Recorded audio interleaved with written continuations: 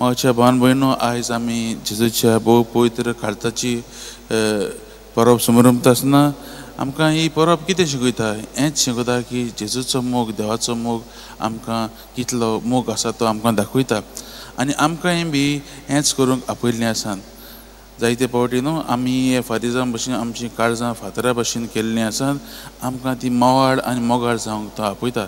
तर आमी हेंच शिकुया की जेजूच्या काळजा भशेन जावंक आमचें काळीज जेजूच्या काळजा भशेन जावंक मागुया. जायते फावटी आमी मुळाते भशेन न्हू मोग दाखोवंक विसरता. जेजून सगल्यांक मोग दाखयलो ते भशेन आमी मोग दाखोवया. दुसरें म्हणल्यार आमी शिकूंक जाय म्हणटा जेजू म्हणटा की आमी आमकांच न्हू पूण आमचे एक मोगान होच मोग आमी दुसऱ्यांक दिवंक जाय. जसो ताणें आपल्या मरणा वरवीं कश्टां मरणा वरवीं आपलो मोग दाखयलो आनी आमकां सगळ्यांक सोडयली, तेच भाशेन आमी दुसऱ्यांक मोग दाखोवंक जाय म्हूण ही आयची परब आमकां शिकयता.